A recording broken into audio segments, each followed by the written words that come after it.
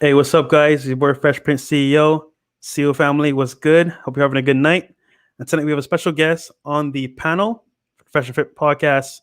But this is it's kind of like a special episode because like this is a Friday night episode. It's kind of a little bit different. And I'm gonna introduce him right now. We're gonna do the intro, and we'll be back with you in 1 second.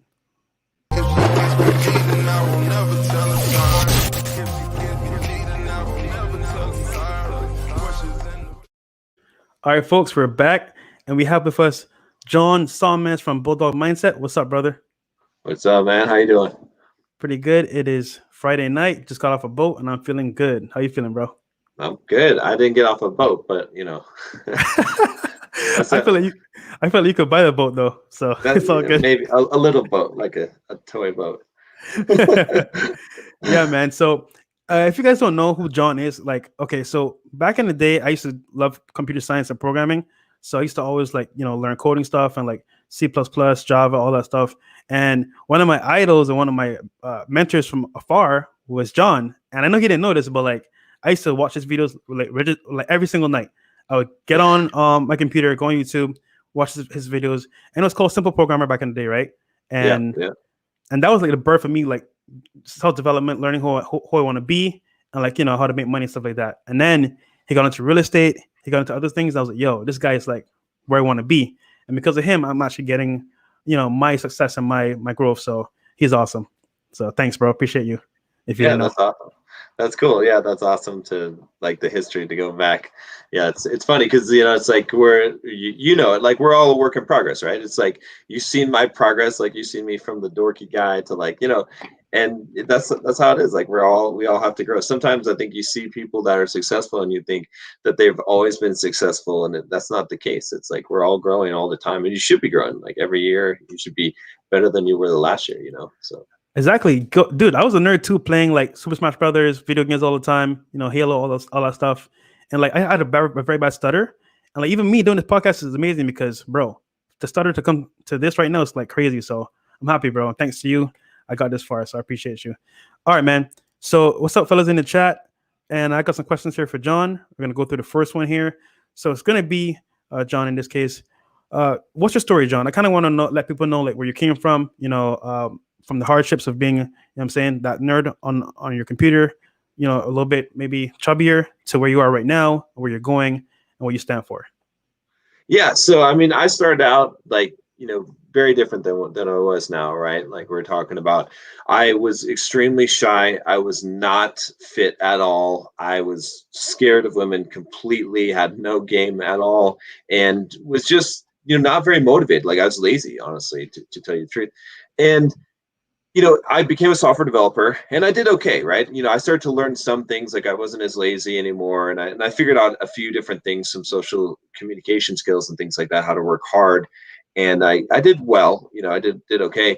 But, nothing was really, happening for me until I really started to get into like personal development. That's what really kind of changed things for me. And I had gone through a phase where I was like, I got kind of fit in high school a little bit, but then I let it drop off. And then I got to this point where I got super fat, like as you've probably seen in some of my pictures, where it was just, I mean, I just let myself go, it's like, I just had very low self-esteem, I think. And then what happened was, one day I had decided that I had enough, right? And I realized, like, and this was really the important thing, is it's like, I realized that if I wanted to like live the life that I imagined that someday I would live, right? Because I think like everyone has this fantasy in their mind of like that someday they're going to be a rock star or like a movie star or be rich or like have beautiful women throwing themselves at them or Yeah. have Lamborghinis and all this shit.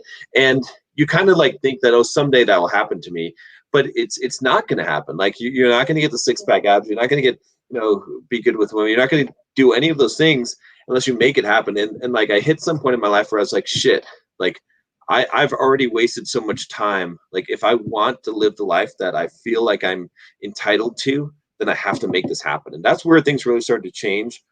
And from there, I had the Simple Programmer company. I still have that company actually. And I started actually, as I was getting into development and learning marketing, I started teaching software developers how to market themselves, right? I created a course, how to market yourself as a software developer. And that really went well. And I was learning communication, right? I was this guy that used to be extremely shy, but now I was doing a podcast, and now I was being on other people's podcasts, and I started doing YouTube videos and writing on a blog. And I realized just like how powerful that was compared to, you could be very good technically and have really good technical skills, but the social skills, that's the thing. It's like everything you want in life comes from good social skills. Everything from money to women, it's about the social skills. And so I really got into a lot of content around, and then again, a lot of this was just as I was growing, what I was interested in, right? Yeah. And so I'm trying to figure out, what are the pieces, where am I missing? And so I really got into stuff around masculinity, right? Because I realized I didn't really know what it was to be a man. So I started reading books on that, really researching that, and I was getting a lot of questions from my audience, right, with Simple Programmer about this thing. So I really went down that path myself. And one thing that I've been really good at in life is I can like take something and learn it, and then I can simplify it and teach it to other people. That's kind of my purpose in life. And so if you've been following me, with Simple Programmer, that's what I did, right? That's what I did then. And that's what I do now when I'm teaching guys, masculine stuff like dating and making money and building business and all that, fitness and stuff like that. So really I transformed my life from that, started reading a lot of Stoic philosophy, and then I created Bulldog Mindset. And Bulldog Mindset, the whole idea of it is getting rid of the victim mindset. Because so many guys today have this victim mindset, like blaming women, blaming society, blaming other people, and not stepping up and being a man. And I think that the biggest problem we have in society today is that men are weak, right? So my goal, my mission, I kind of semi-retired, like, maybe like 6 or 7 years ago, where I don't have to work anymore. I did a lot of real estate investment. I remember. Yeah. but my goal right now is like just to make men strong again. Is to teach men how to be men. Because sometimes people laugh, right? Because I do it in the intro of my channel. I'm like, I teach you how to be a man, and people are like, yeah, what you teach people how to be a man? Like, but no, I do, because a lot of guys need to know that, and they're afraid to ask. They don't realize they need that. So it's funny, man, because like I always thought I was like a man, but I wasn't, because one, I was raised by a single mom, and I didn't really have like that dad in my life. And I said, you know what? I was literally like living life, always partying, having fun back in Barbados, where I'm from. And I got into a motorcycle accident one day, and it hit me like, yo, bro, like I'm really living my life to my fullest. I'm really like being who I really want to be. I was like, no, I wasn't. So I decided, you know what? I'm gonna leave my comfort zone, which is my family, where they're taking care of me. I'm gonna go by myself, come to America, and make it on my own, And I did that. And it's funny you said that, because like becoming a man, like it's a process. It doesn't happen overnight. And even for me, bro, like self-development, all that stuff helped me a lot. And talking to girls was a big thing too, because I was scared to talk to girls. I was scared of like rejection. And then I got over it, cool approach, and then boom, confidence came, development came, and then what I'm saying, the whole thing came after that. So, and let me ask you, John, now is it easier to like talk to girls now? It's no problem. I mean, I think, one thing I'll say is that, is there still an element of fear? Yeah, there's always going to be an element of fear, but here's the difference, right? Like now, fear to me is exciting, right? And I'll tell you why. Is because the best feeling, the highest high you'll ever have in life is when you overcome a fear, when you do it anyway. Like, and so I know, like when I feel fear, I'm like, yeah, like because I know that there's something better, and that it gives me the opportunity to get that high that I don't get all the time, because I get to overcome that fear. So, but now it's like, it's not a problem. I'm going to do it if I want to. I don't ever doubt that I can do it at this point, right? But it comes from a lot of exposure, and again, like realizing that you can't control fear, but you can always control courage, and courage is like a muscle, can be strengthened. And so as you build courage, it basically nullifies fear. You still have fear, but it doesn't matter, right? So, and John, I'm curious, man, like because everyone nowadays wants to be an alpha, and I'm like, bro, what does this even mean? I mean, I kind of know what it means, but like, I'm not that alpha. I would say I'm more like chill, relax. Like, I control my frame, I control my vibe. Like, I'm cool, but I'm not like, oh, I'm gonna be alpha today. Nah, I'm not chilling.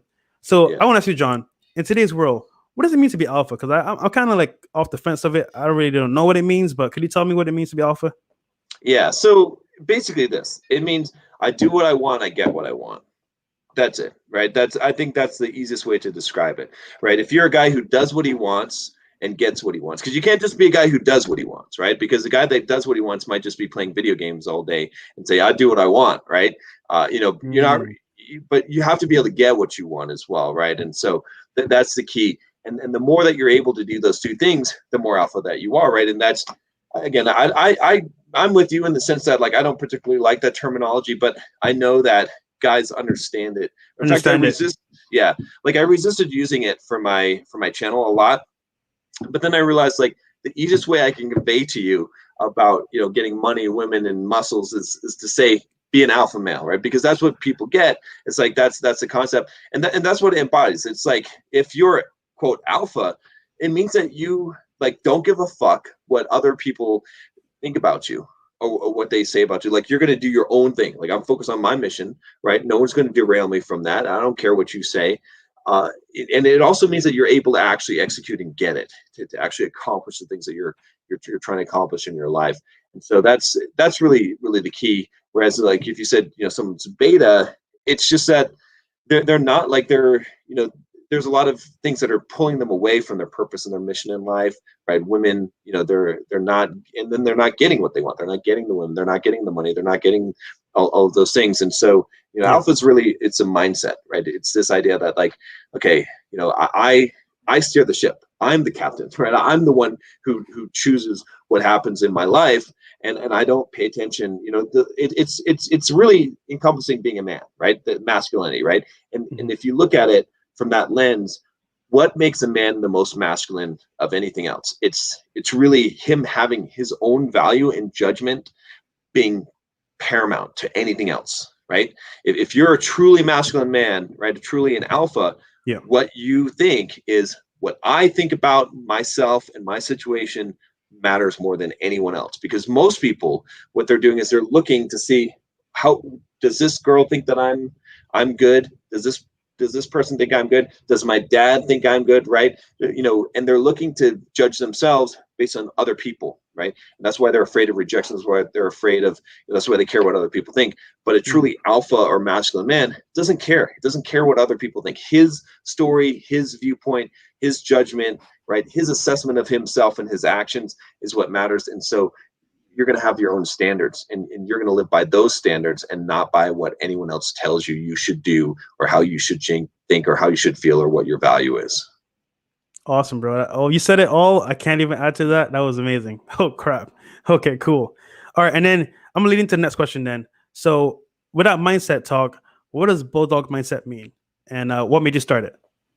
Yeah. So Bulldog mindset really is just, it means the opposite of the victim mindset, right? And so the enemies of Bulldog mindset is anyone who has a victim mindset, right? People get upset all the time. A lot of groups get upset at me, right? Because the feminists get upset at me because they have the victim mindset, because they're blaming men for shit, right? They're like, oh, it's a patriarchy, it's all this shit, right? You know, like groups, like even like guys that support like Black Lives Matter, I don't have any problem with it, but I have a problem with the mentality of it, right? Those guys get upset at me. And again, I'm not upset at I don't care. Like, I love that you're supporting a cause, but I hate that you have the victim mindset, right? Guys, that's the thing. It's like, you know, so MGTOW guys get upset at me, right? And Bulldog mindset, because those guys are blaming women for everything that's wrong. If you're blaming anyone, right, for anything that's happened to you, and don't get me wrong, okay? Like, because when I say this kind of stuff, people are like, oh, well, don't you believe that people are disadvantaged, that there's such a thing as racism? And of course I do. There's all kinds of bad shit that happens. There's all kinds of ways that you're disadvantaged. I mean, shit, if you're a short guy, that fucking sucks. I'm with you, man. I understand. Like, I'm tall, but I understand that sucks, right? There's a lot of things that could suck, and there is, you know, places for certain, and people are treated differently based on a lot of things: the religion, the color of the skin, all those things. But the victim mindset is the one where you say that it's because of those things that I can't achieve what I want, right? And so I'm against that. And the reason why I'm against it is because, not that I don't think that life is unfair, because life is inherently unfair. It is unfair. Sometimes it's unfair in your favor. Sometimes it's unfair not in your favor. But guess what? No one gives a fuck. No one really cares. No one is going to help you. No one is going to save you. The only person who really cares about your predicament in life is you. And so you can bitch about things, and you can complain, and you can whine, and you can say how it's not fair. And I could even agree with you. I could say, oh man, yeah, that's unfair. But you know what? At the end of the day, do I care? Does anyone care? No. And am I going to help you? Not really, right? You're going to have to help yourself. So so my whole thing about the Bulldog mindset is saying, like, you know what, screw it. It doesn't matter what the circumstances are. What are you going to do? Right? You got to take full responsibility for your life because it's your life. No one else is going to live it for you. No one else is going to come to save you. And so even if the deck is stacked against you, even if it's unfair, even if you got to deal with shit that other people don't have to deal with, you still have to make the best of it, right? And there's no whining, there's no complaining, okay? You know, a man should never complain, explain, or apologize, all right? And so Bulldog mindset is really that, and you know, it encompasses a few different things. But I started Bulldog mindset for a couple of reasons. One was because like you saw with Simple Programmer, a lot of guys were trying to figure out how to figure out this, navigate this world that hates men to some degree, right? How can you be masculine? So I wanted to help those guys because I figured that out, right? Because it was like, and you see my transformation, and I went from a guy that was very much what you would call like a beta guy to being a very, you know, masculine man, and I figured that stuff out, and so I can help guys to do that, and it improved the quality of my life drastically. And then and then what it does, like what I teach with Bulldog mindset is really how to do all those things, like the mental aspect, right, of getting your mindset right, really deeply rooted in Stoic philosophy, and then your money, getting in shape and getting girls, right. These are the things that are important to men. So yeah, so I kind of created Bulldog mindset in order to do that. And kind of what Bulldog symbolizes is actually, when I had the Simple Programmer channel, people would comment on my YouTube videos and they'd say, how do I get that Bulldog mindset that you have, John? And so after multiple people said that, I said, okay, that's what I'm going to create. And the Bulldog, right, what it symbolizes for me is like biting onto something and not letting go. Because that's what you have to do in life, is if you're going to succeed, you have to have that Bulldog mindset where it's like, I'm going to make it work. Because people always tell me, oh, I'll try, right? And I'm like, if you're going to try, you're going to fail. You've already failed as soon as you've said, I'm going to try. You have to say, I am going to make this shit happen. When you set that in your mind, whatever it is, you're going to succeed. That's the Bulldog mindset. Facts. Yeah, it's funny because I promote myself as well with CEO lifestyle, which just means control every opportunity. And I feel like guys, we get kind of like clouded in like this depression of like, oh, okay, if it ain't working like 2-3 months, like I'm just gonna quit. And I said, no, like take it by the reins, hold on to it, hold it for as long as possible, and then try to see. And, you know what I'm saying? Like just make it work. Like don't make excuses. Don't, like, you know what I'm saying, back down. Like always give like a, how to put this. Always be in the frame of mindset that, you know what, at this point in my life, like I can't go back, because if you go back, you got a plan B, and plan B may not even work. So stick with plan A. You know what I'm saying? So that's kind of like the CEO lifestyle there. Okay, cool. Yeah. So number 4, right? So this is kind of controversial, actually. Anyway, is dating still worth it? And are men doomed to find real love in America? What do you think? I love this question because I've been thinking about this a lot, right? Because you know what? Like, guys are really, I think they're getting a lot of bad advice today, because they're learning, they're getting some decent advice on how to pick up girls, but they're also being told by a lot of the red pill kind of like MGTOW community. Again, no offense to, I like a lot of guys in the community and there's a lot of good advice, but they're being told like that essentially like pump and dump, right? Which I get it. I totally get it. I'm not like totally against that idea, but they're missing out on deeper human connection, right? And it's because of a lack of non-attachment, right? Guys don't know how to be non-attached. So let me give you an example, right? There's actually really good guy that I read his book a while back ago, Zan Perion, right? He wrote this book called Alabaster Girl. I recommend you guys read it. It's kind of like, I don't think he's very well known in the men's space, but his whole philosophy, okay, he's a pickup artist guy, right? But his whole philosophy is like, he's like a hardcore womanizer. Like he falls in love with, like, the girls are his girls, like, and he falls in love with them, and you know what I mean? But he's not attached, but he's gone the next day, right? He's like the whole Don Juan type of thing, that we've lost that element of seduction, right? And that's some powerful shit, because that's what, like, you're gonna have a lot more fulfilling life if you can have like deep connections, right? So again, I'm all about the whole red pill philosophy and understanding the nature of women, right? But I think what guys get confused today, right, is they think that it's like, okay, you have to be this totally cold, emotionless, heartless, and that you can't actually have a real experience. You're just like there, you're just cold, you just pumper and dumper, but it's an empty thing. And sure, I mean, once you figure out you can do that and you figure that out, it's like the greatest thing in the world. But you're on this never-ending quest because you never feel that validation, because you're looking for human connection. Ultimately, that's what we're trying to do. And so to kind of answer that, like, is dating doom? No. Like, you can become, first of all, what you have to do is become a very high value man, right? And learn game. Okay. I don't care what anyone tells you, guys, you have to learn game. You have to become skilled at dealing with women, right? But in addition to that, you need to learn detachment.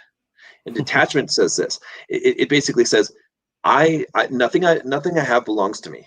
Everything I have is borrowed.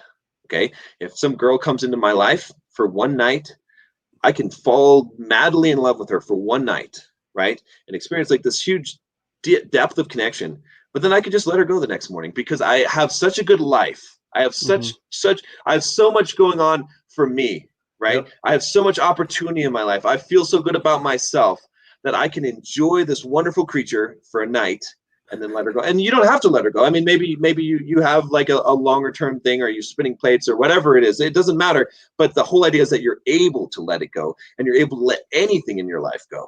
That's the key.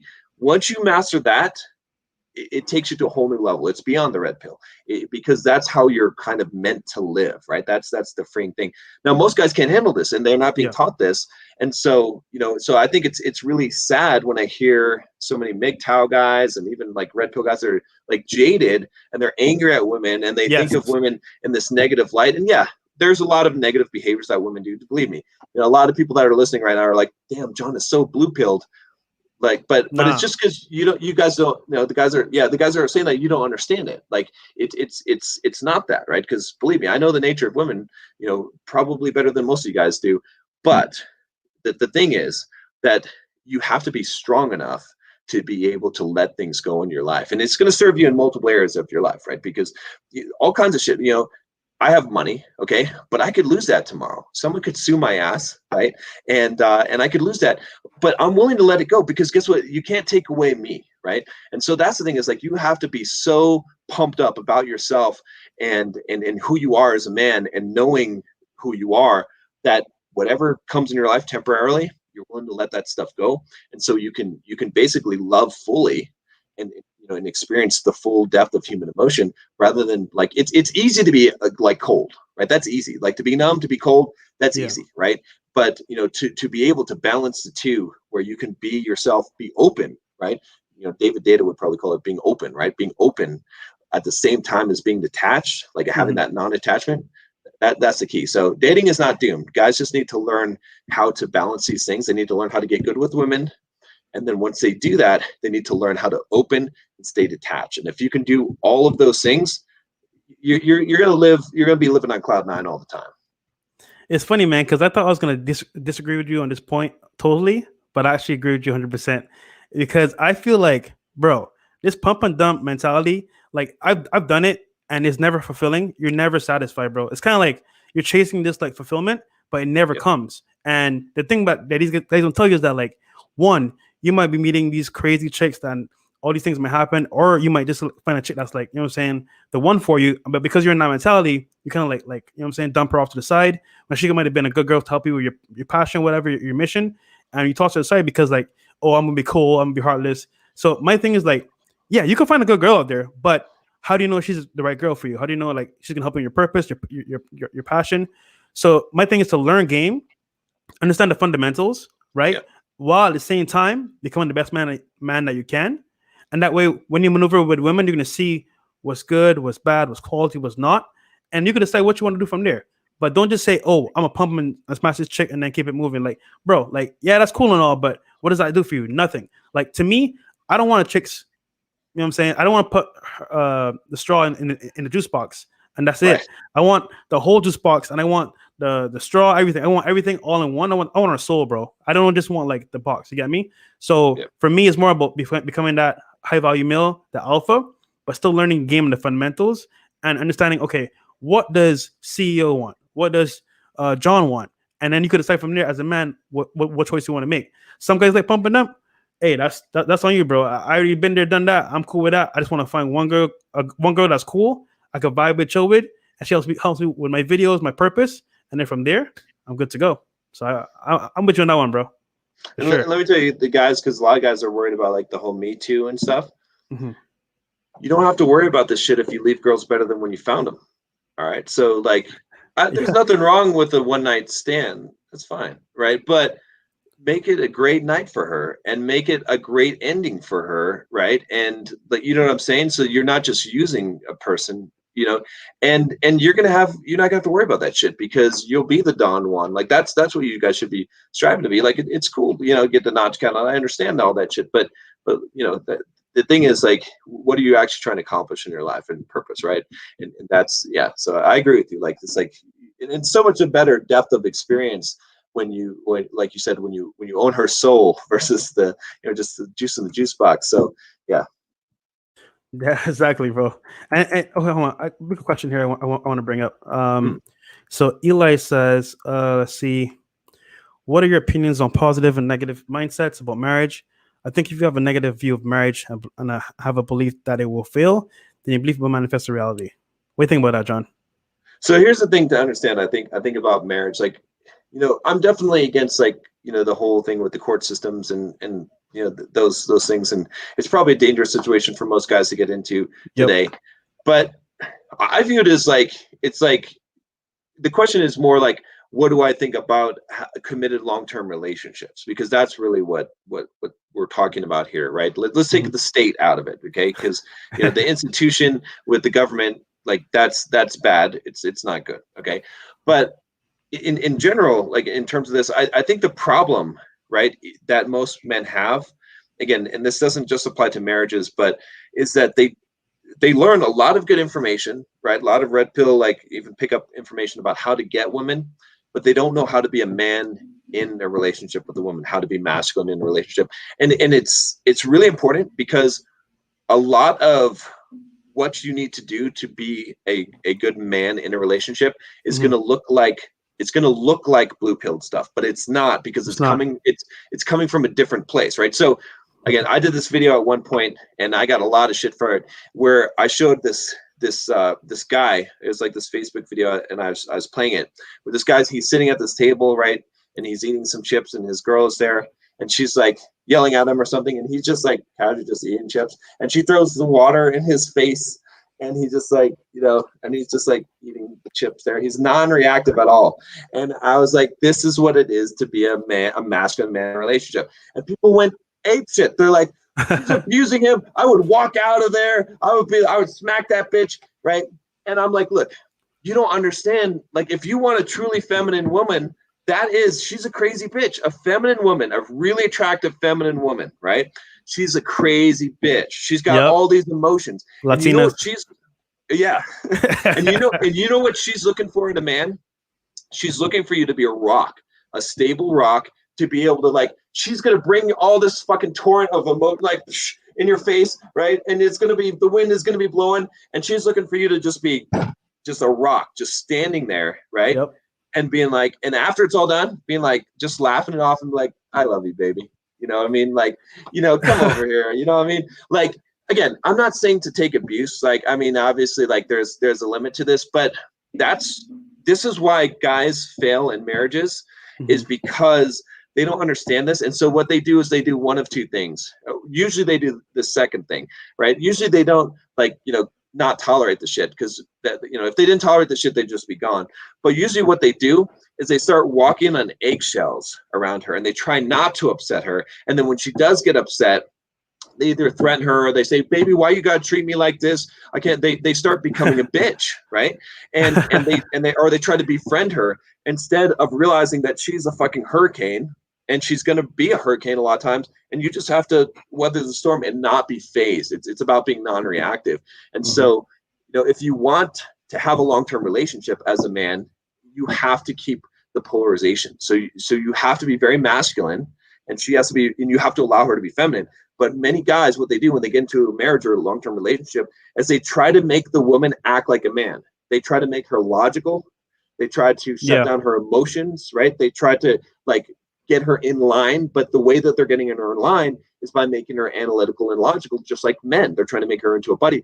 And she eventually conforms to it, and she loses all sexual attraction. And when she loses all sexual attraction, she sees some other man out there, and that's where you get into the whole divorce rape and all of that shit. But if you're a man who's a rock, who's able to handle a feminine woman, who's going to be very emotional, and you're going to be unfazed by that. I'm not saying tolerate all kinds of bullshit. I'm not saying be abused and whatnot. You gotta cut the line when she's out of line. But if you're that kind of guy, you're going to have a successful relationship, and you're going to be able to get with the hottest, most feminine women and make that work. But if you don't know that, she's going to run your ass over, right? And either make you walk on eggshells, or you're going to try and like threat or use physical violence and shit like that. And that's not going to work either. It's going to be weak. So you've got to be that kind of guy. And most guys don't know how to do that. One thing I'll give you as a resource, there's a really good book by David Data. It's called The Way of the Superior Man.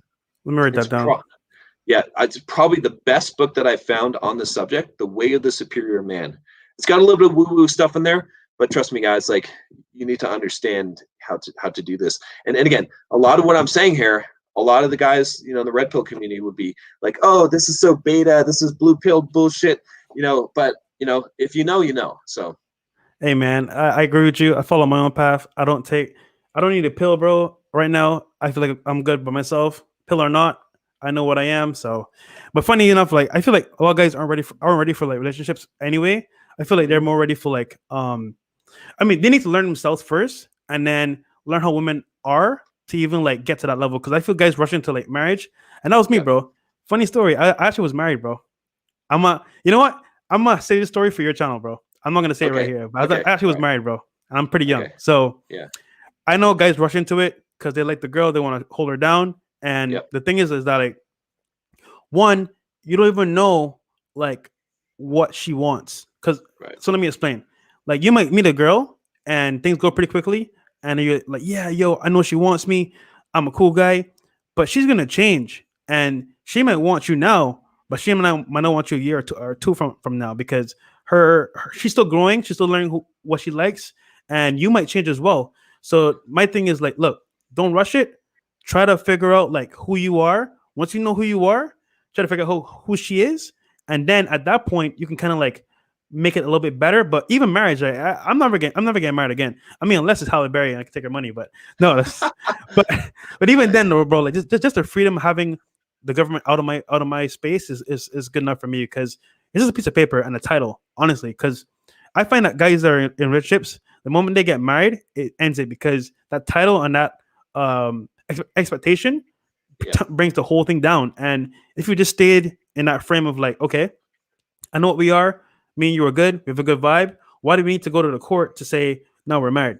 Like, I don't get that. And then guys get like, you know what I'm saying, taken by the court system, all that stuff. So my thing is, if you want a long-term relationship, which I don't think you should, but hey, whatever floats your boat, at least try to figure out who you are, know what you're going, and find a girl that's going to align to what you're doing and help you along the path. And the thing is, once you're doing that, you could bless her, but you could spoil her a little bit, because she's helping you along your path. You gotta reward her. I feel like these rebel guys are kind of like, oh no, be heartless, treat her like this and that, bro. In the real world, like, if you want to make things work, you can be like so cold all the time. Like, that doesn't compute. Like, she's gonna feel like offended, or, you know what I'm saying, she's gonna leave you, because like that's not how things should be.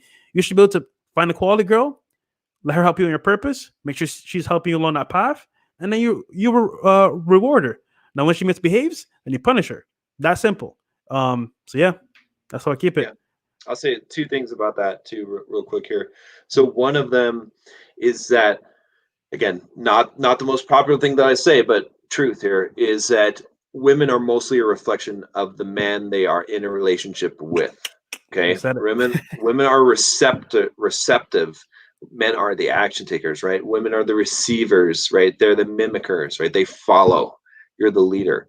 And so if you're a weak man, woman is going to become a man in the relationship and run your ass over. So a lot of times, again, I it's not like I don't have any empathy for guys that have been fucked over in divorce rape and stuff, but many times they didn't do it on purpose, but they did it to themselves and they didn't know it because they didn't know how to be a man in a relationship. Again, not necessarily their fault. They were raised by weak fathers or no father, and they didn't learn this shit. And so when they got into a relationship, they acted really blue pilled in the relationship with the woman, and they let her run over him. They didn't set the boundaries, and then she did, and she became the man in the relationship, and she, that's why she behaved that way. But if you're a truly masculine man in a relationship, and you'll know it because the woman will treat you like a king. She'll treat you like a man. She will respect you, right? If she's not respecting you, it's not a reflection of her. It's a reflection of you. Okay. It's funny because I always say, if she's treating you bad, look at yourself first and figure out what you did, because she's only going to treat you how you allow her to treat you. Because any guy that has game and knows his stuff and is alpha for the most part, like, he's not going to tolerate any bad behavior. One, right. And then two, she wouldn't even risk it because she's like, oh no, this guy's gonna talk back to me, or like, you know what I'm saying, he's gonna put me in my place, because she knows that, like, that aura, that presence is there. So that's what it is.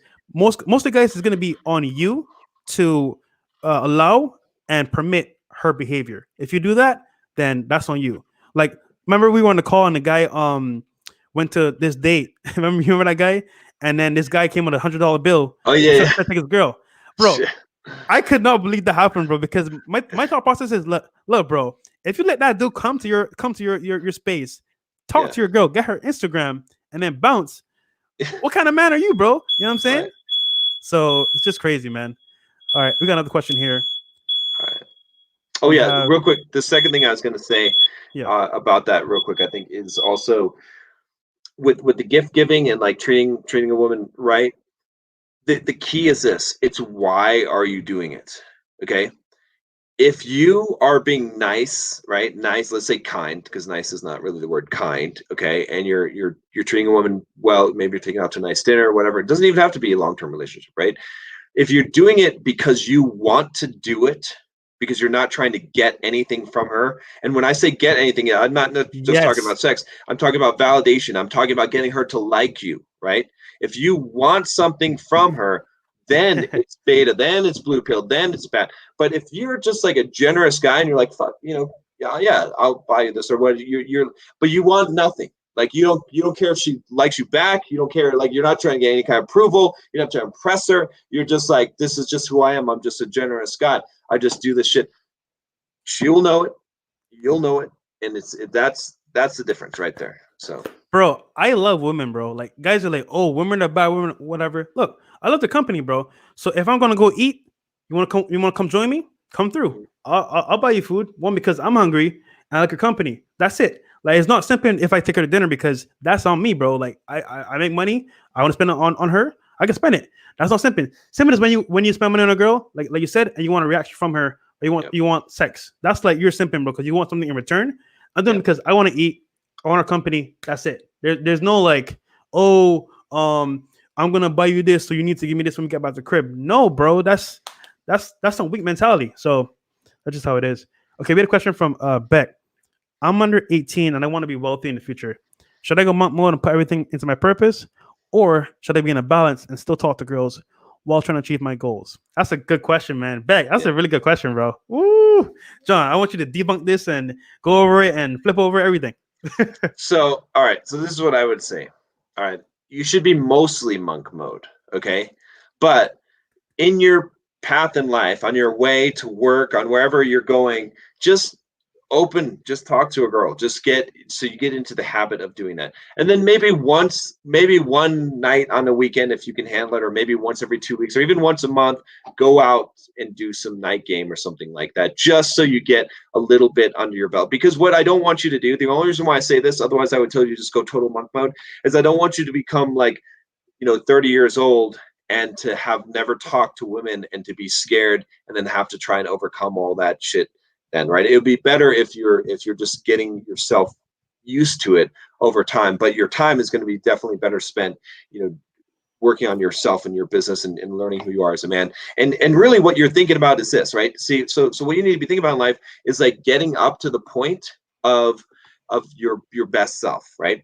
Because I'll tell you, all right, let me tell you when it's going to be happening for you. Okay, when you're like plus 30. When you're like 35 to 40 range, and you because you've been working on yourself, you got money, all right, you got you have skills, right, like social skills, you know who you are as a man, all Yeah. right, like no one can fuck with you because you know who you are, like that confidence, just like it's just exuding off of you because you got your own life philosophy, like no one's gonna tell you shit, you know what I mean, and so you're not worried about that, you don't care what other people think about you, and you're in shape, right, you're fit, okay, that's where you're gonna get that's where you're gonna have the wide selection, okay, that's because a lot of guys, it's funny, I just did a video on my channel talking about choosing signals, and some guy was talking about, you know, like AMS and 40-year-old guys, and he was saying like, oh well, you know, the 40-year-old women that a 40-year-old guy is dating, they don't play games as much, and I was like, wait a minute,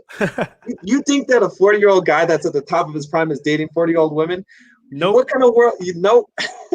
That's a 20-year-old that he's dating. Like if he wants to, you know what I mean? Maybe 25 if he wants a little more mature or up in that range.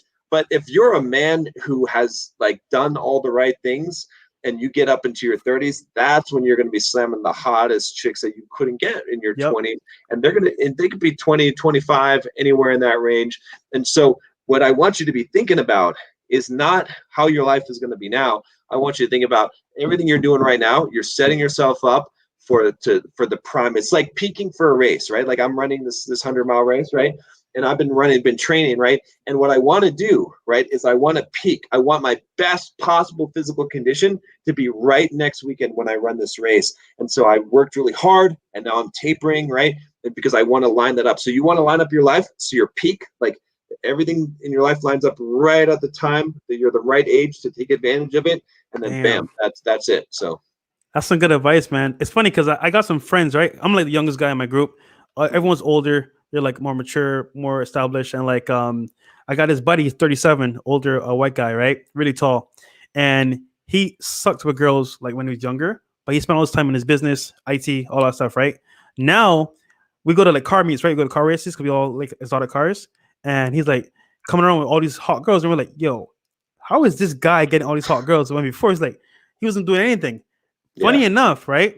It's all 20-year-olds, 18-year-olds. I'm like, bro, she could be your daughter. And I'm like, nah, I'm just kidding. Obviously, I know what it is, but yeah, and it's yeah. like, well, bro, I work hard for this, and she's my prize now. So that's it. And funny enough, like he'd have a different girl almost every single weekend, bro. And I was like, this dude is living his life. I mean, he probably he uses essay, but it's whatever. But at the same time, it's like, one, he made his money, he made it himself established, and he worked towards where he needed to be.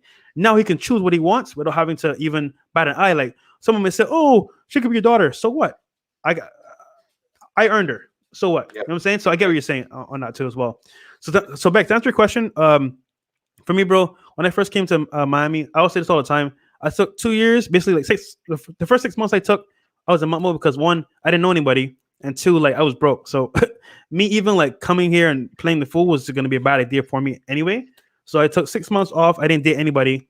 Um, After like 6 months, I kind of started to like get some money saved up, whatever. And after that year, I started going on a date every now and then, every weekend. So I was pretty much like just going to work, hitting the gym, learning some coding, and also just like, you know what I'm saying, sleeping when I could. And over time, I saved some money up. You know, I did an extra job, and then boom, I had like a nest egg, and I felt kind of comfortable, more confident.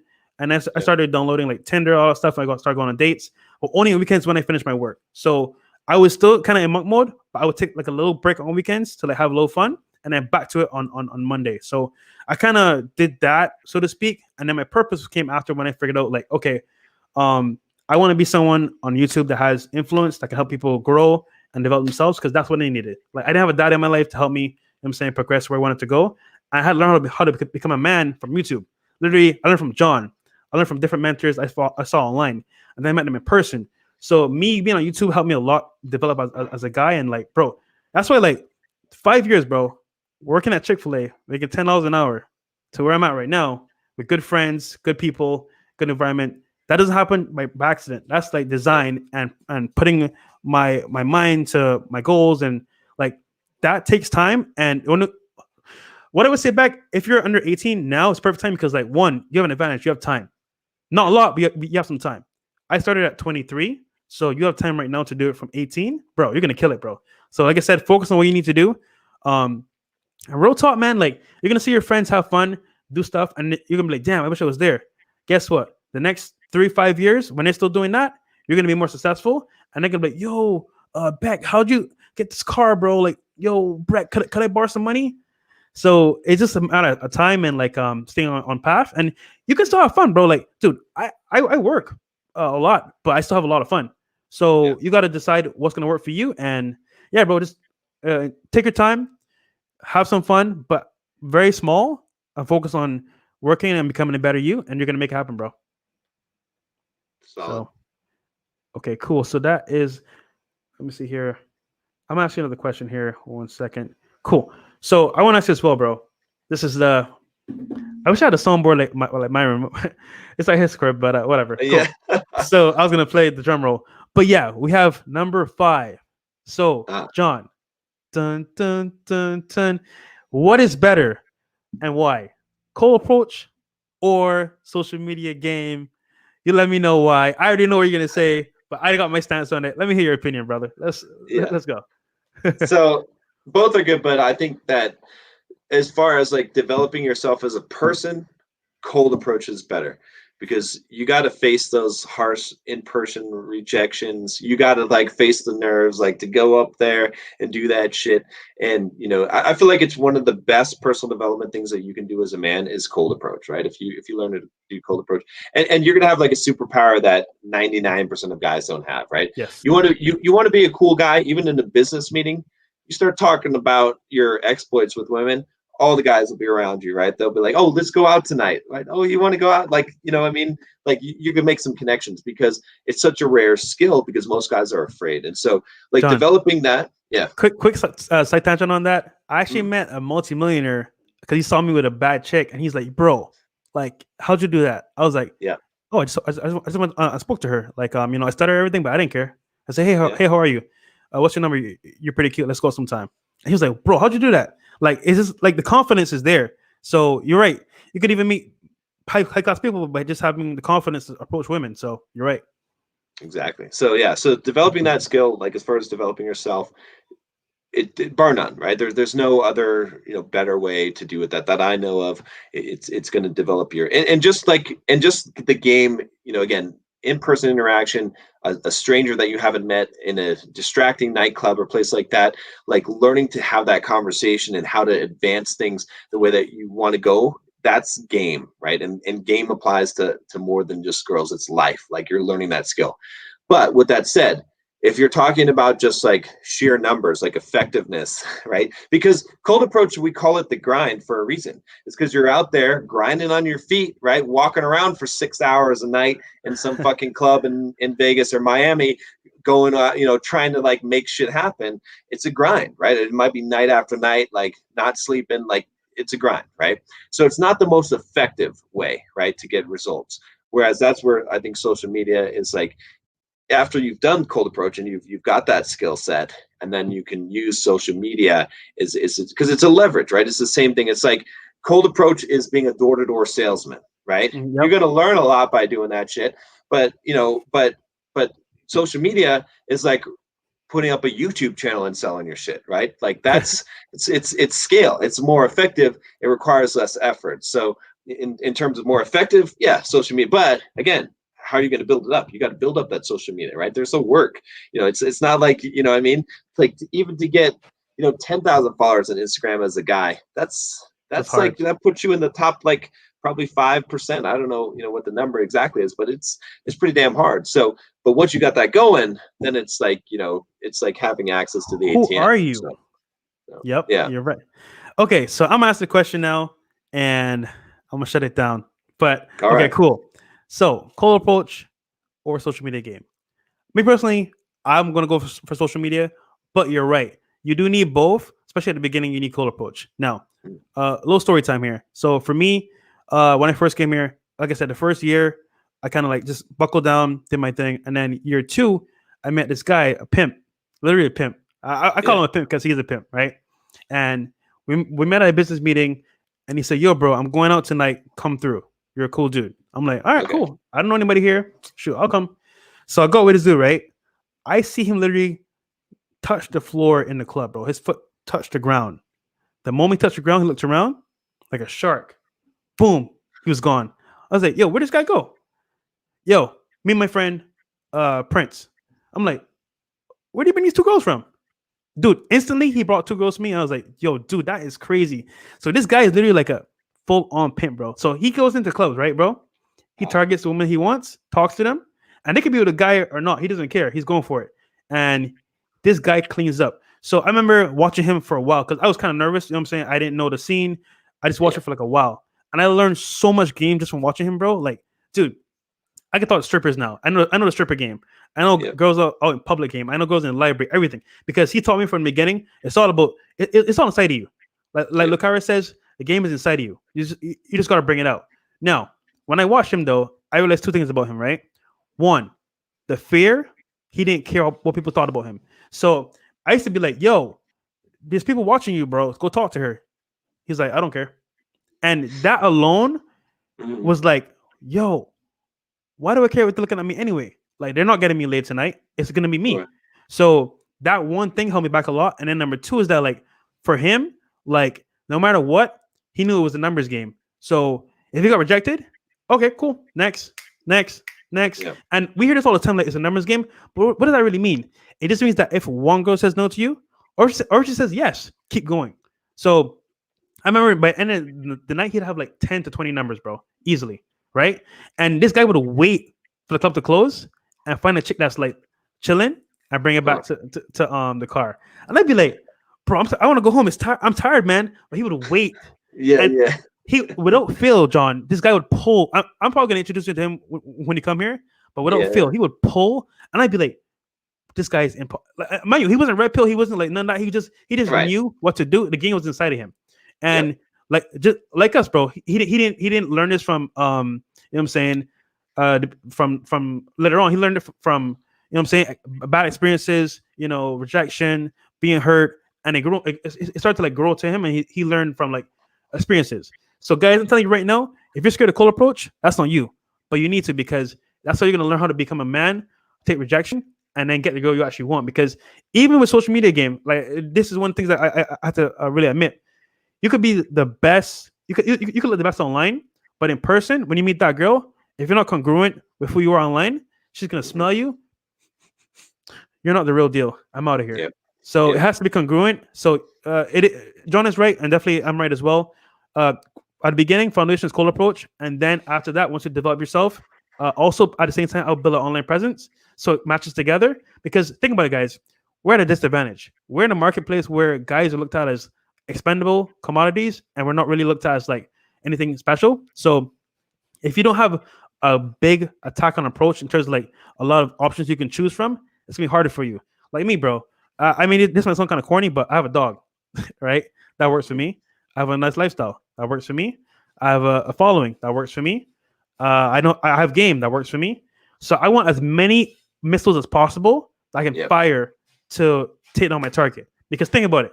Like I said before, us guys, bro, we're at a disadvantage. No matter how we look at it. Girls have tons of guys in their DMs. Tons of guys approach them. What do we have? We have to either we have to attract.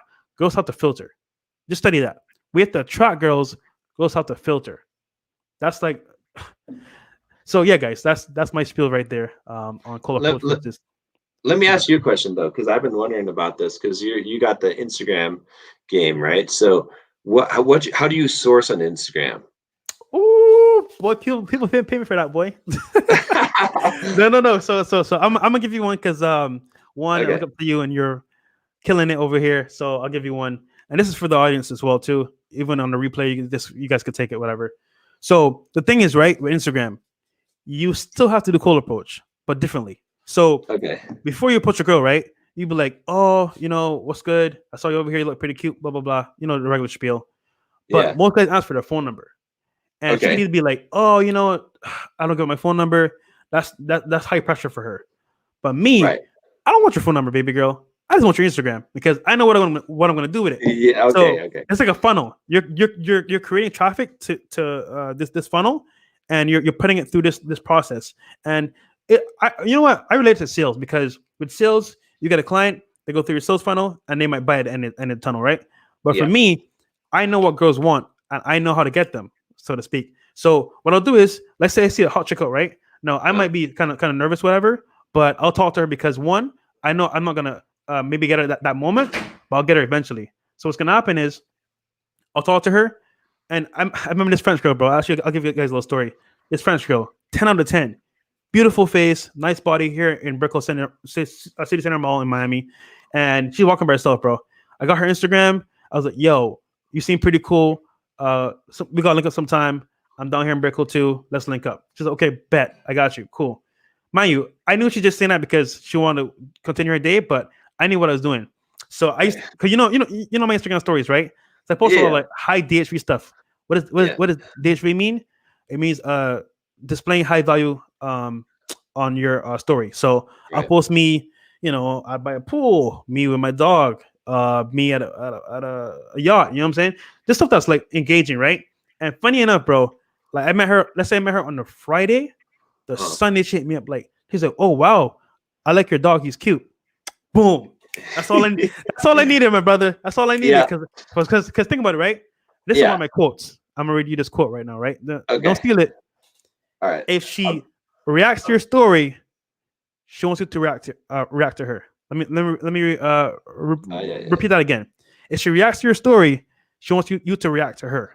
So whenever I go react to my story, I got him. It's like, that thing, gotcha. Well, I don't want to say the B word, but yeah, you know what I'm saying? Okay, so for me, it's all about one, getting the door-to-door like approach, but I'm getting her Instagram, and then two, having her see my lifestyle, and then my stories are very engaging. So she'll comment on it eventually. It may not happen today or tomorrow. Or the good thing is, if you got a good built Instagram, you can approach her first. So here's the thing, right? I feel like guys approach girls when they should never do it because one, you don't have the follower account, or two, you don't have the presence that she'll even respond to you. Like I had a chick here last weekend from Orlando. She flew in to see me, and I approached her. She's a bad Instagram model. She has like 99 plus DMs, athletes, rappers, everybody's in her DMs, but she responded to me. And I asked her, yo, why me out of all these guys? And it's because one, I wasn't thirsty when I approached her. I said, hey, how are you? Really simple. I didn't say like, yo, come through, girl, let's chill, whatever. I want to smash. Nah, I was like, yo, hey, how are you? And then two, my stories. She loved my dog. She loved my lifestyle. She wanted to come see what it's about. So I'm creating a presence, a perception of myself, which is very true because that's who I am. It's not fake. That's just who I am. But she wants to be a part of it. So that's what a social media game is, bro. Just having that presence online where girls want to be a part of it, and at the same time, it is your authentic self. And people, for example, girls want to be a part of it. People that are like-minded, business opportunities, sponsors hit me up. So it works to your advantage. And my thing is, in the next 5 years, if you don't have a well-built Instagram and already made, you're screwed because that's going to be your resume, bro. At least if it's on Instagram, whatever the next big thing is going to be, having an online presence is going to be very important for guys, especially. For sure. So when you're sourcing, you're actually sourcing in the real world, but putting them into the Instagram funnel to like bake those cookies, right? Over time. It's like, and then when those cookies are done, then you're like, oh, I'll take this cookie, I'll take that cookie, right? You're not actually finding them on Instagram. You're finding them in the real world, put them into the Instagram oven, right? Or are you actually like slide into DMs as well? I do both. So see, as a first timer, like the foundation is a guy that doesn't have a well-built Instagram has to do that at the very beginning. So cold approach is always going to be there, but it's not like how to put this? It's not going to be there mandatory forever. Meaning that like you do it at the beginning, but once you get it up and running, you don't have to. So the thing is, at the beginning, you go approach girls, you get her Instagram, you build up your Instagram, you create high DHV content, and she's gonna react to you, or you reach out. However, when you get more skills and you get better at it, then you can reach out on the Explore page.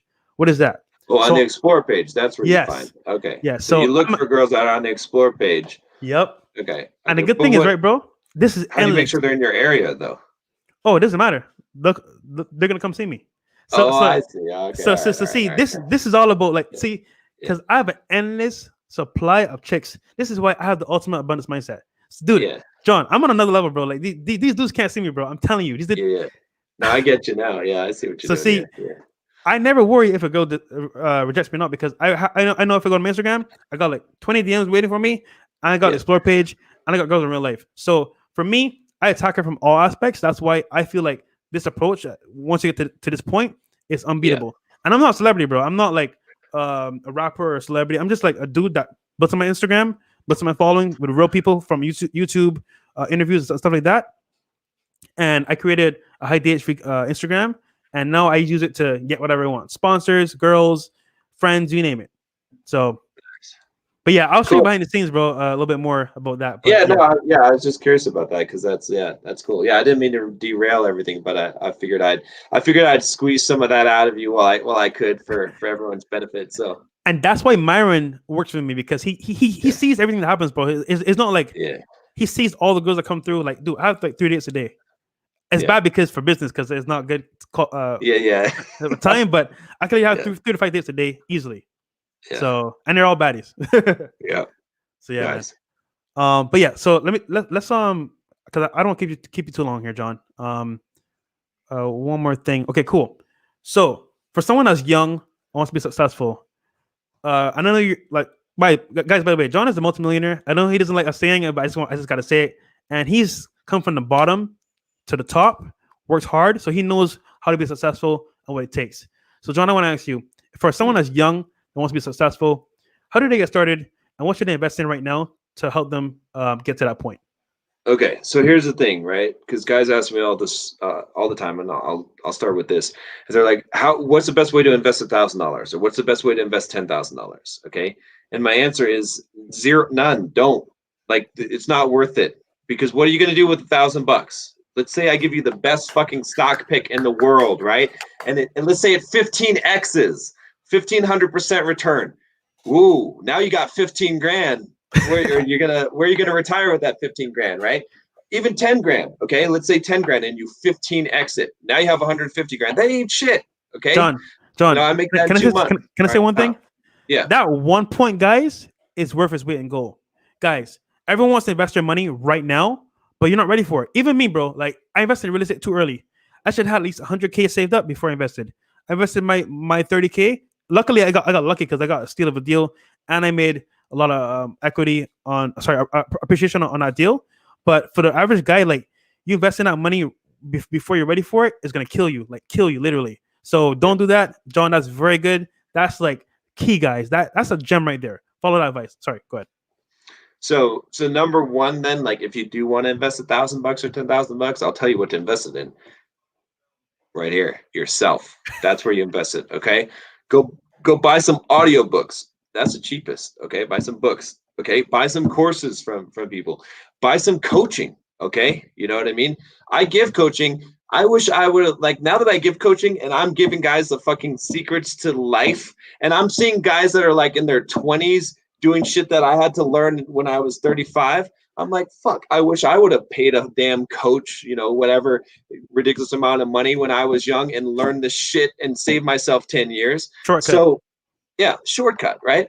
I still pay today. Okay. I have, in fact, I'm not going to name any names here, but there's a big YouTuber, okay, that has like over 3.5 million subscribers. Okay.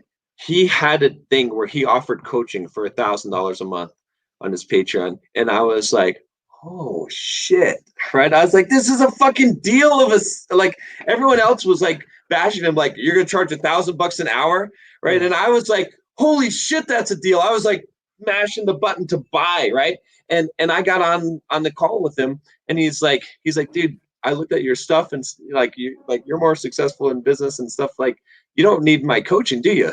And I was like, no, I just want to be your friend, man. I was like, let's just chop it up, man, right? And so I made a network, but again, the reason why I'm saying that is because that was an investment in me, right? I'm like, shit, $1,000 a month, that might seem like a lot of money to you guys, but to have a connection with the guy that has 3.5 million subscribers on YouTube, and to have him be a friend of mine, and for me to be able to help him out a little bit, you know what I mean, and us to talk once a month, dude, well spent money.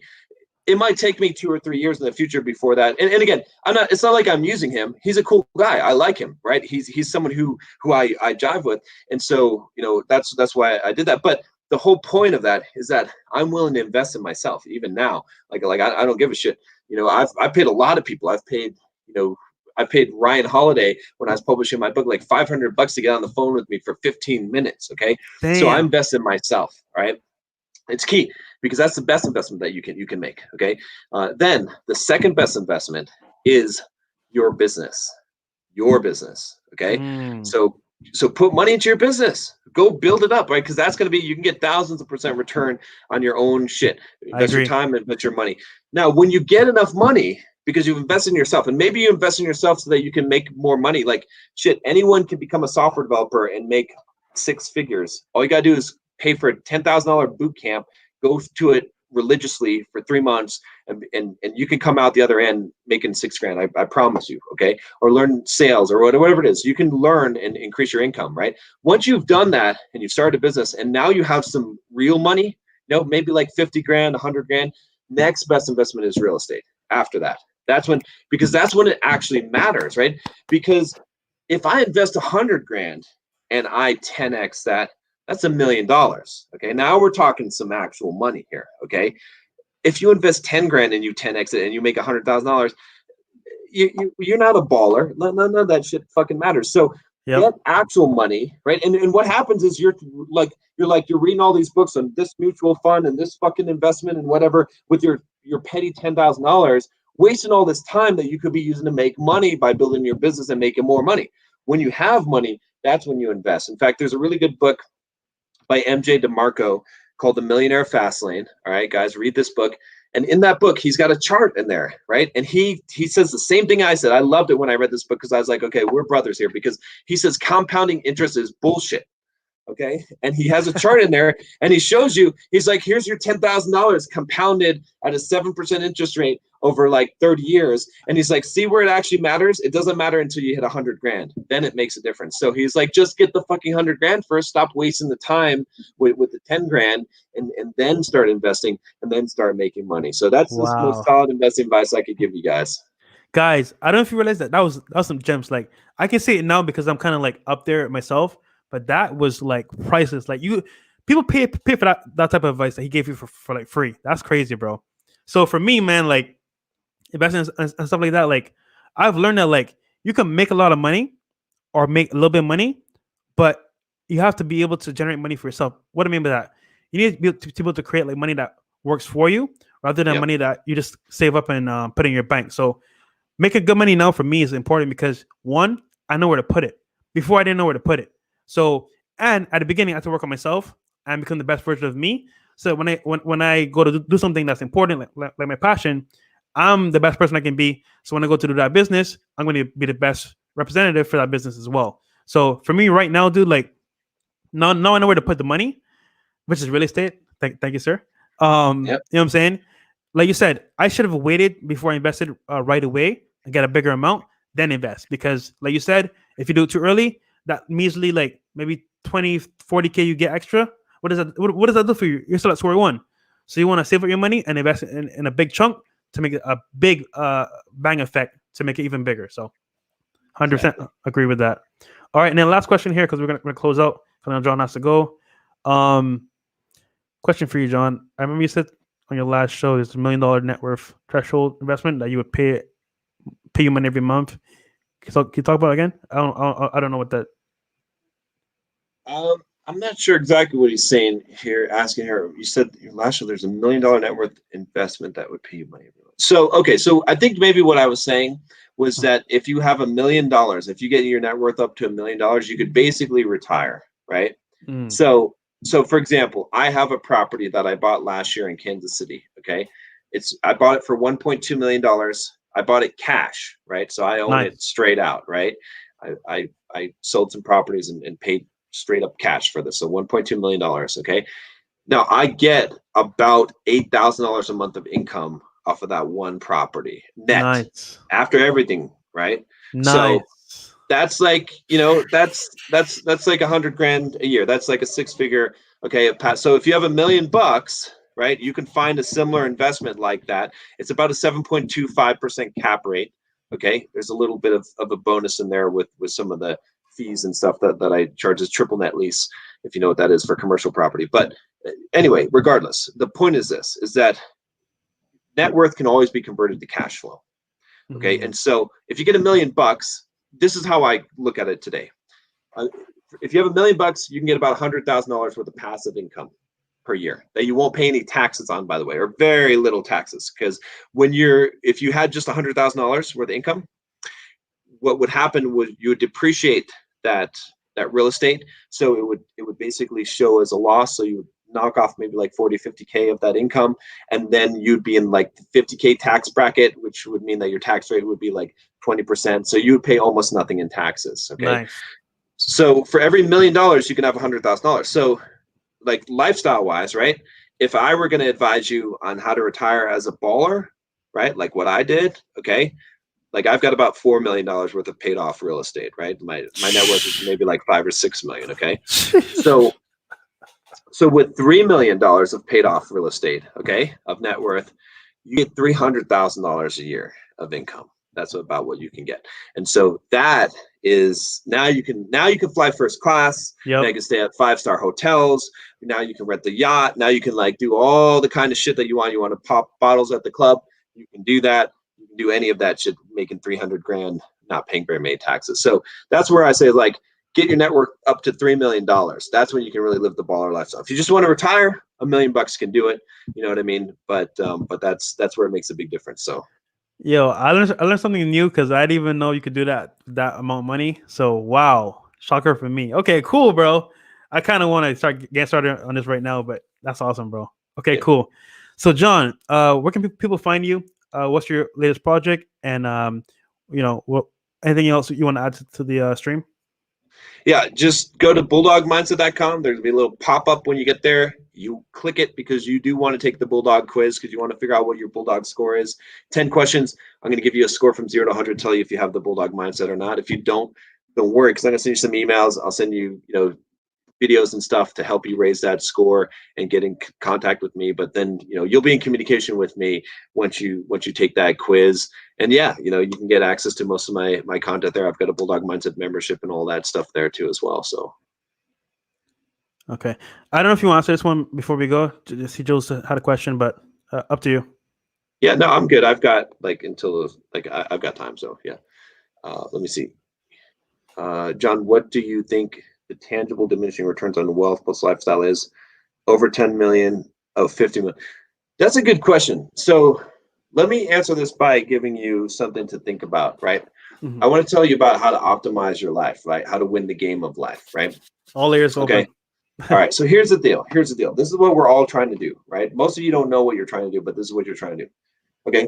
You're trying to maximize the amount of enjoyment you can get out of the money that you make in the longest time span possible. Okay. So let me break that down for you, right? What this means. It means that, I'll give you two extremes. Okay. You guys know, what's his name? Warren Buffett, right? Okay. Yeah. I like Warren Buffett. Nothing against Warren Buffett. He's a fucking genius. Okay. All that. I'm not going to say anything about his financial acumen or anything, but I also think he's a fool for a little bit. All right. And I'll tell you why. Because he lives in the same house he bought in 1987. Okay. And he drives an old pickup truck, and he's got billions and billions of dollars. Okay. Yeah. Now he says he's happy with all that, and that's fine. Maybe he is, but what he's done is the one extreme is he's worked so hard and he's made all this money.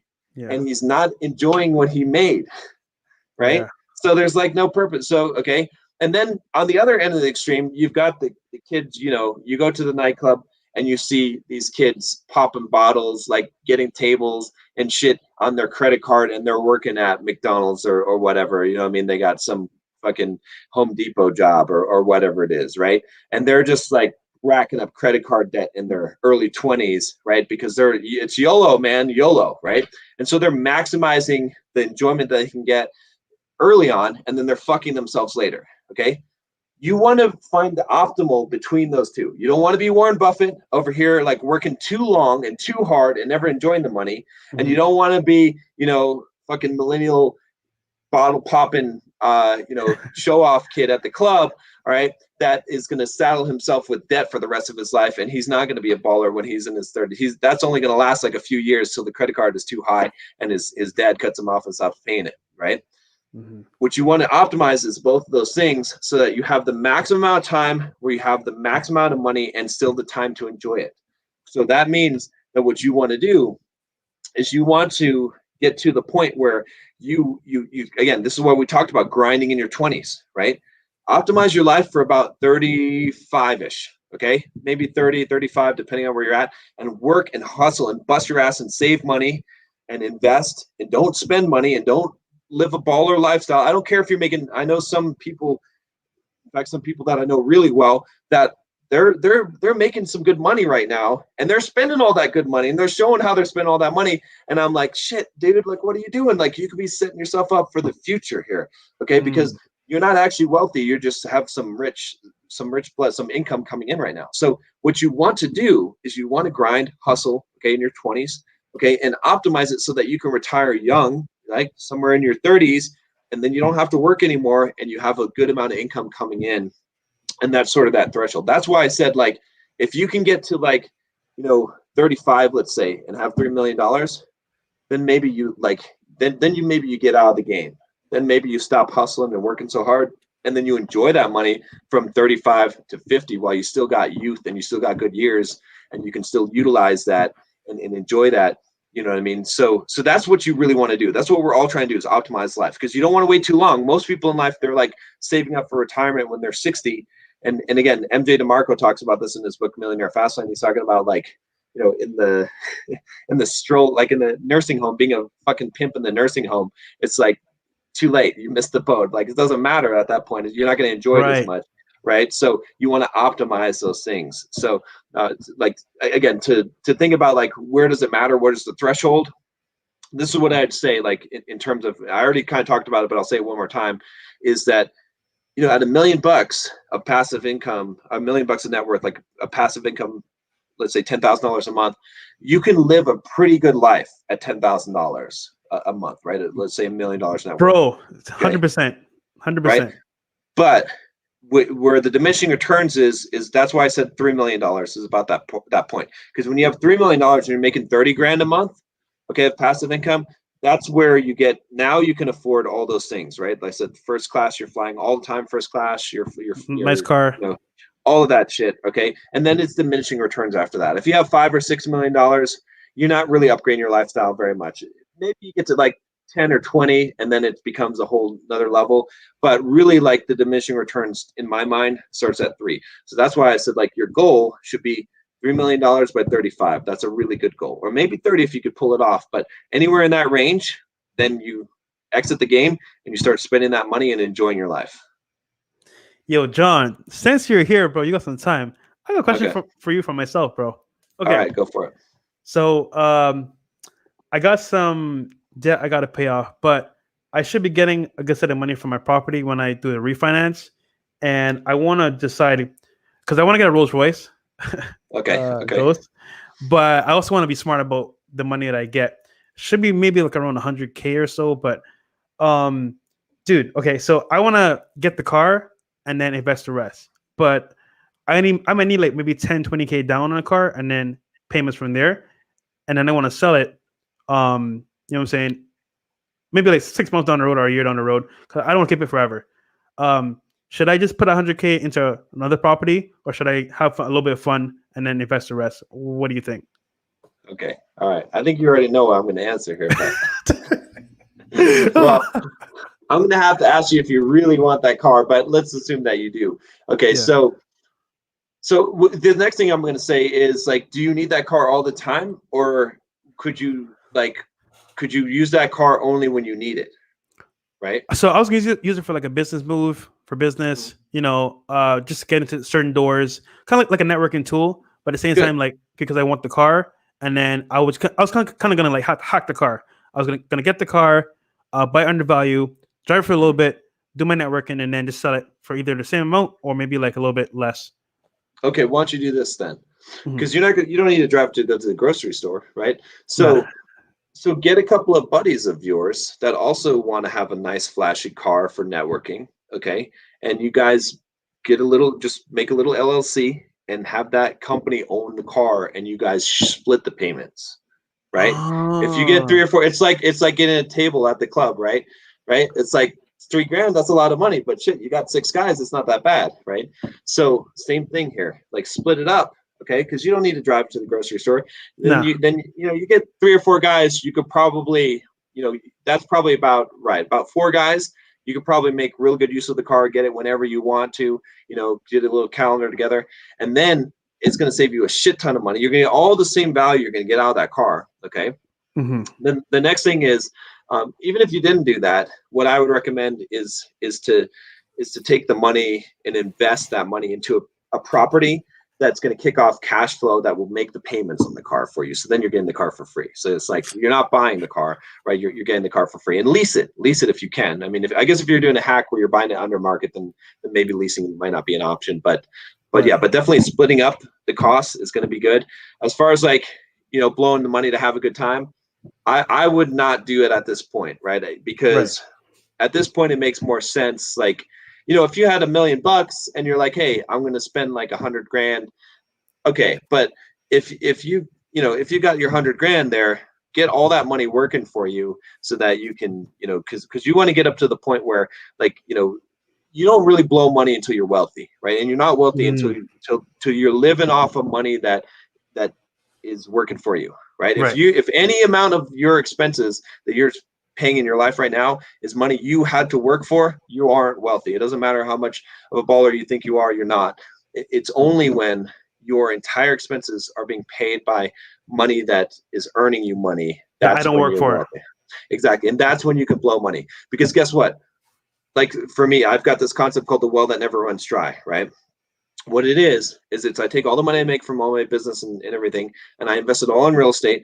And then all the money I make from real estate is my well that never runs dry. Okay.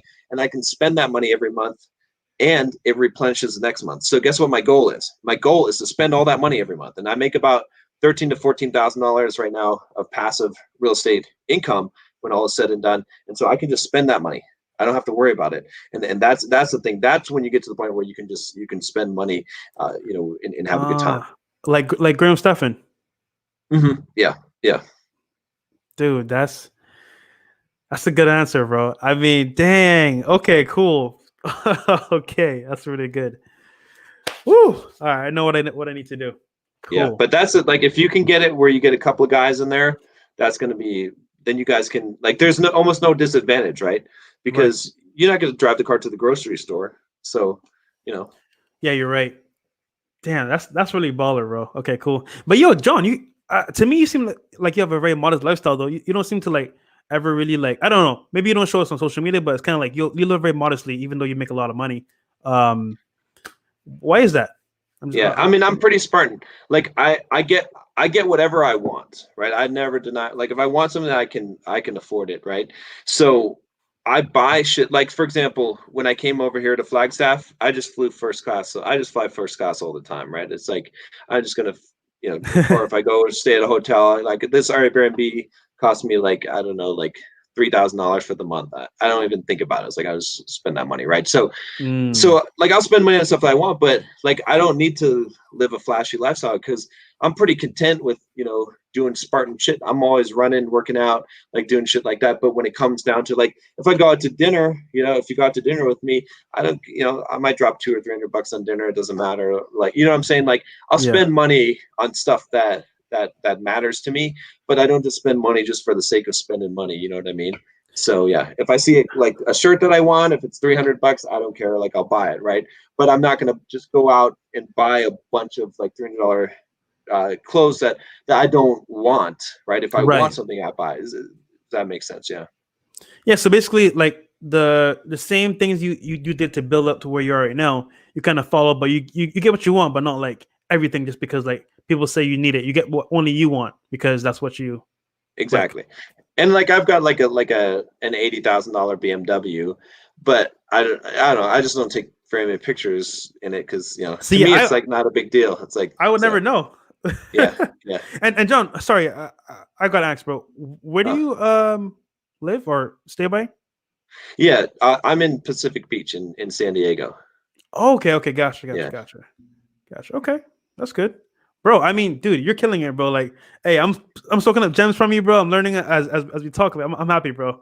So, Yeah, no, that's cool. hey, Yeah, no, I can't complain. I mean, I'm happy. Like, I like it's, I got everything out. I got no complaint. And this is the thing, though. I'll tell you this: if I lost it all tomorrow, mhm, it wouldn't be the most fun experience, but I'd be all right with it, right? Because right, it's not about, it's about who you, like, no one can take who I am, right? I could rebuild all this shit, in the next few years. It doesn't matter. Like, that's the thing. It's like, in this journey, in the process, it's not about what you get, it's about what you become. That's the most important thing. And like, if you lose sight of that, you'll be chasing an endless, they call it like chasing the dragon. It's like you'll be constantly going after shit that, and you're never going to find fulfillment and happiness if you're just chasing that shit. But if you're chasing who you become, then every step is like, every day, every challenge, every fight, every battle is like a bonus, is like, it's a step in the right direction. So that's the key thing, because a lot of people are like, oh, if I had $1 million, if I had your life or whatever, I'd be so happy.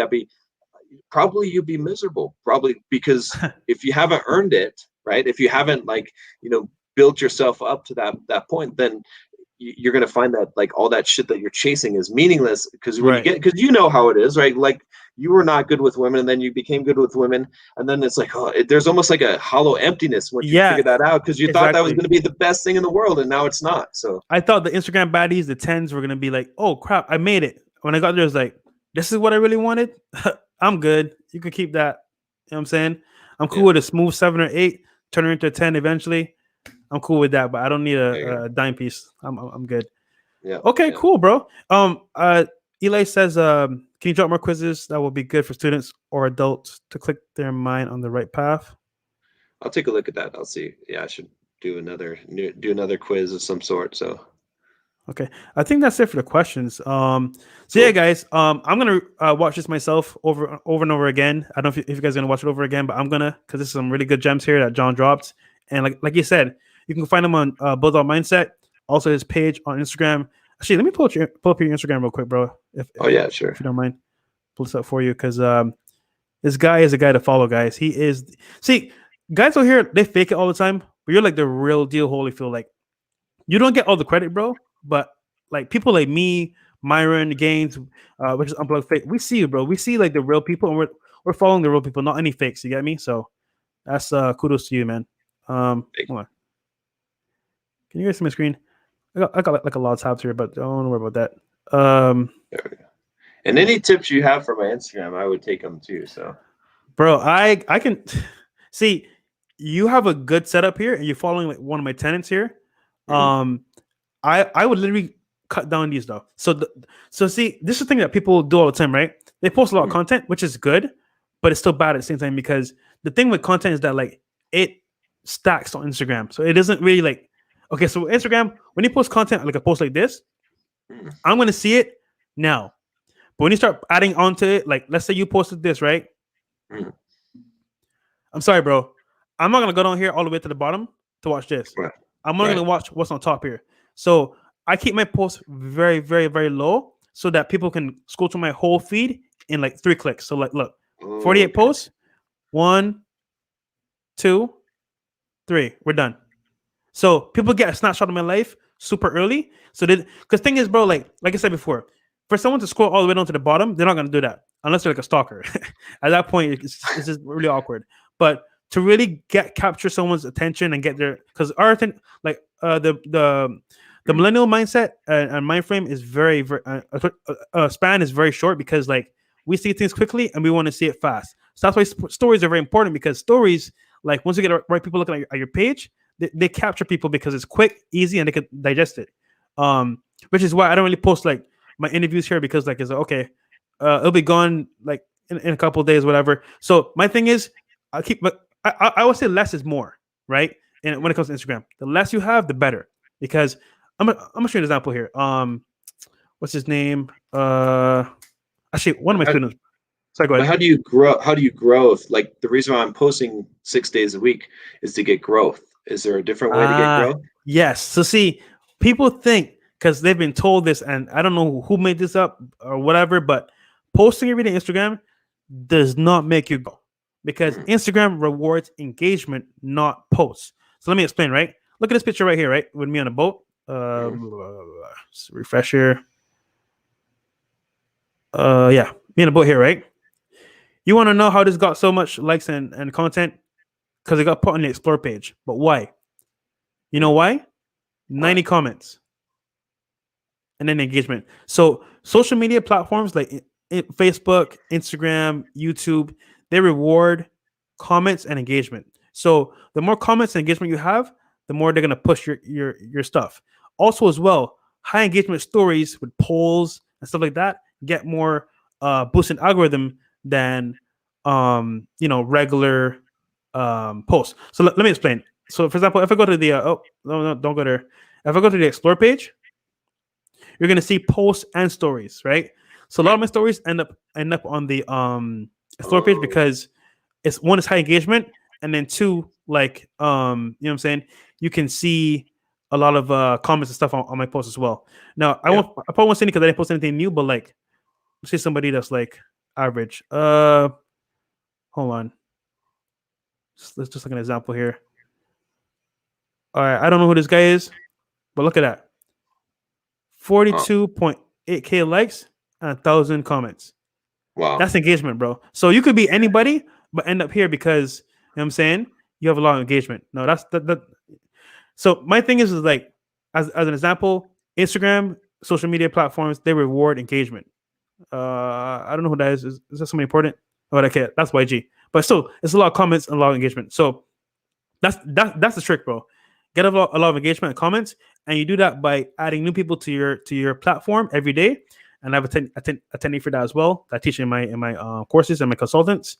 But yeah, it's kind of like the trick is, bro. The long short of it is to funnel people to your page, brand new people every single day or whenever you can, once a week, twice a week, or once a month, and let those new people take in your content, and the ones that like you will stay and comment and subscribe and like you. The rest are just gonna leave, which is fine. Um, and I think I lost a couple followers from posting that video I did with Myron about women, but hey, it's cool, bro. You know what I'm saying? Yeah. But yeah, bro. So the thing is like it has to be high engagement. It has to be a lot of good feedback, and just go from there. So, but Okay. yeah, I'm gonna have to hire you to help me out then, because I think you got a lot that I could learn from you on Instagram. So yeah, dude, I helped a lot of YouTubers out, bro. Actually, yeah. it's funny because I paid to learn this, and then I, Yeah. I developed my own way of doing it. And I'm gonna show you a trick here too, right, bro? Mm. And also, the audience can watch it as well. So this company like this. Mm. Oh, actually, you know what? Nah, let me. I mean, screw it. I'm just gonna give away screw it. So actually, me and Myron are making a course about this as well, so you guys can get like a sneak peek. But like companies like this, right? They're doing a lot of engagement stuff, but they get a lot of traffic. You know why? The giveaway they're doing. Yeah, I've seen that. I did some of those promotions before, No, but I felt like I was getting too many fake followers, or like not fake, but like not engaged followers.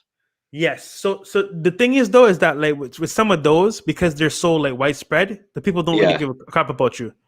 But I'm gonna show you like whenever we do the consult, or whatever, how you Yeah. can do it so you're the person in charge rather than someone else doing it for you. Because you're gonna spend $5,000, $1,000, whatever, to let them do it, but you could do it for like $200. Okay. Okay. Well, what about? So I got a real quick question for you. So Yeah, I found this one post on mine, right? And I was getting like I was getting real good engagement on it, right? It was like a yeah. picture of David Goggins. So I promoted it on Instagram. I spent $100 promoting it, and I got from that promo, I got like 90 new followers. So about a buck 10 per follower. Yeah. That's good. Should I keep on doing that, or should I be getting stuff cheaper than See, that? that's not bad, but that will not happen every single time. So, No, I did it like 3 times, and I got the same.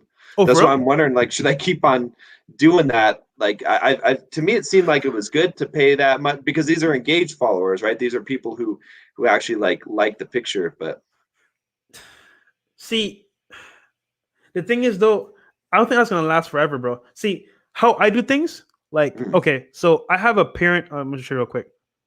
I have a parent page that is kind of like my crush on me mm, page, and it does everything for me. So my page right here, Right. boom. This does all the heavy lifting for me, so I don't have to do anything. And the thing is, like, I don't how to put this. I can capture your $100 every single time. I can capture that 90 follower audience in 1 or 2 weeks and make that like 1,000 followers in 1 or 2 weeks, spending less money than you spend every time you do that promotion. So my thing is, I want to scale that type of like Oh, I see. engagement Yeah. over a period of time to get the maximum results. Because, bro, when I say that, I went from literally, bro, I went from 1,000 followers to 5,000 to 10,000 to 20,000, 30,000. Like, bro, like that does not happen overnight, bro. Like, you know what I'm saying? Like, these are real people following me, bro. This is not no like buying nothing. This is real people that follow me and like my content. Because remember, bro, Yeah. people are not gonna like all your okay. So, for example, people that come to your page will not Right. all like you, but the ones that do like you will be loyal They'll fans stay. and they will follow you. So Yeah. the thing is, even though you're getting 90 followers, are they really engaged? Maybe, maybe not. But if you're adding value, see, the thing is, bro, like, why do people follow Kevin Hart? Because Because he's they funny, right? know. Yeah. Yeah. Mm-hmm. Why do people follow Drake? Because he gets Because they because he like puts his so music. good music, right? What Yeah. does John from Bulldog Mindset do? I make you a man. Make you tough. Yes, but right now, Yeah. no one Or knows if who you're you a are. woman, you look at my topless pictures. That's it. but right now, John, Ah. you're still small. I'm still small. Nobody Yeah. really Yeah. knows who we are yet. The Right. thing is yet. But Right. how do you get people that don't know who you are to engage and follow with you? That's what I'm gonna teach you, bro. Okay. Okay. I've been Organically. posting. Okay. I've been doing like trying to post really good content and then using hashtags, and but it's been a slow crawl. Nah, So that yeah. dude, that is outdated, bro. I'm telling you, engagement is where Yeah. it's at. Because okay, I don't mean to be. No. I No. don't Go mean. for it. No, dude. You're not I gonna don't. hurt my feelings. I So don't mean to be a turd. I'm just gonna use. Oh man. Okay, I'm gonna do it. okay. So okay, so I just wonder, right? I'm not saying he's a bad person, whatever. I'm just wondering, right? So you see this right here? Yeah. But then we're gonna look at his post, and it's gonna have like 200 likes or something, right? Yeah, and I'm like, bro, that Yeah, does because not he's add got up. fake. It's fake followers. That's That what does it not, is. dude. There's no way I Yeah. have less than you, bro, and I'm getting, dude. There's no way, bro. So that tells me one thing: the it's off. And then Yeah. when the guy goes live, it's like 10 people watching. And okay, Yeah. maybe, you know what I'm saying. So my thing is, you need to be as genuine as possible. Because look, I'm looking at that from right now. I can see that's bad. Right. Look, I just got a new follower. I don't know where they came from, but you know what I'm saying. So So my take a thing look is at mine, like my engagement. Tell me what you think if mine looks good. Because okay. I get like maybe 300-400 likes on a post, like natural. Like that got 5. I didn't promote any of those. That's just like natural. But see, okay. So the thing is, though, your content, bro, is very what's the word? Truthful and harsh. Uh, So you how to put this? I can't score you like I would score somebody else because you're right. unfiltered. You just shoot from the mouth and it's real Mhm. talk. So a lot of people might see it, but they won't like it. Make sense? Right. Yeah, that makes So sense. Yeah. so what I'm gonna teach you, bro, is how to leverage value without having to rely on your post because your posts are very good for someone that wants to develop themselves, but you have to find an audience that wants to stay with you from you adding value. Now, value could mean anything. That's very vague, Mhm. but that's why I go into detail when we do the consult. Because the thing Okay. here, bro, is All right. that you have a good page, bro. I'm not gonna. You have a good page. You're doing some things that I teach students. You have very clear um highlights. You know what I'm saying? I mean, you can probably make it a little bit more detail, but it's good. Yeah. You have your call to action right here. You have your what you do. Because I teach guys, look, you have a page on Instagram. Yeah, you might post pictures here and there, but what are you really doing, bro? Like, is it really innately, or you want to monetize and make money? You want to make money, right? You want to monetize? Perfect. What do you do? Very clear. John, I teach men how to achieve financial independence, get a physique they want, get girls they want. So, John, all you really need is people to come to your page that are organic Right. people, and let the ones that want to learn from you stay. That's it. Filter it out. Yeah, I see. Yep. Because people Yeah, will read that, and if they connect with that, they'll be like, "I'm all about this." Follow. Right. correct. And look, bro, Yeah.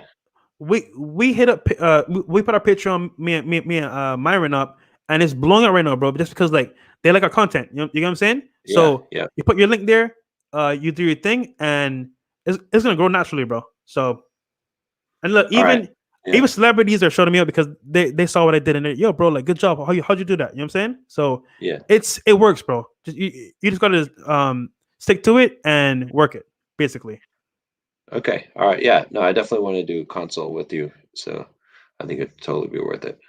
Yeah, bro. Even I helped out Mr. I don't know if he wants to say, but I think he's cool with it.